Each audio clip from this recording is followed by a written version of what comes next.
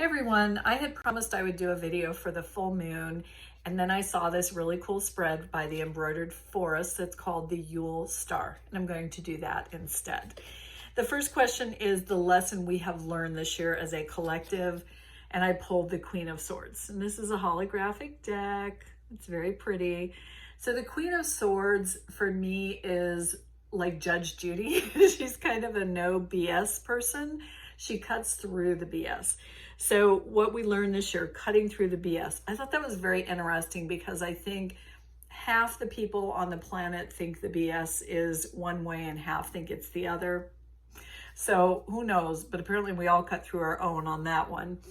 And then how is this going to aid us in 2020? I got one of the major cards, and this is the Fool, and it is reversed.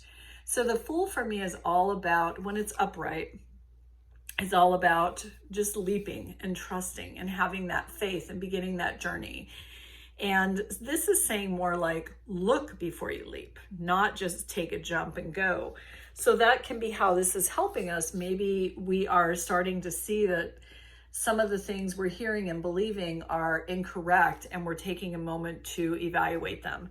And I'm not going to weigh in on where I think we should be on that because that's not relevant to this reading. Doesn't matter. The third card is, what are we going to improve in? And I love this for 2022. Another court card, the Queen of Pentacles. So the Queen of Pentacles, this beautiful earth energy, this is a very nurturing card.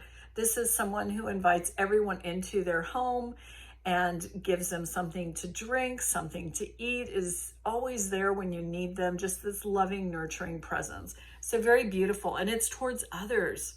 So that's great to think, I would love to see the planet be more loving, absolutely, as we move forward. A skill or an achievement that we can be proud of. Lots of court cards in this drawing. We got the Knight of Cups. Cups are all about emotion and love and intuition.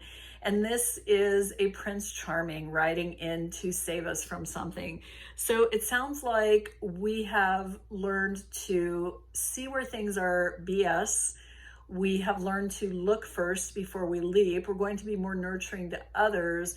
And then think of a prince coming in, the Prince Charming coming in and solving problems, solving issues. So that was super wonderful. Oops, give me just a minute. My computer just went off.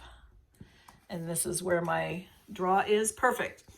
The guiding card for 2022 is going to be Ace of Wands. So aces are new beginnings.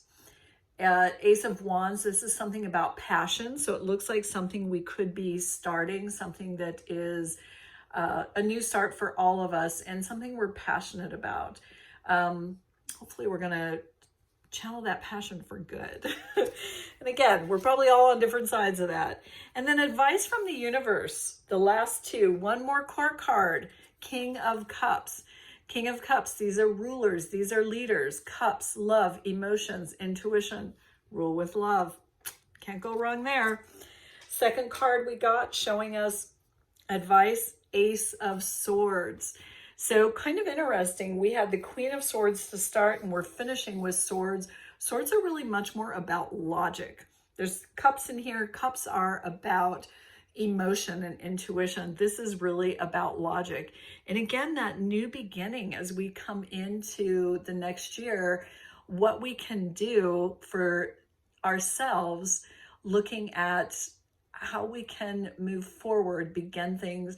Looks like we're being asked to do it both leading with love, with logic, listening first, not just jumping into whatever is in front of us, and still having that gift of being able to cut through the BS.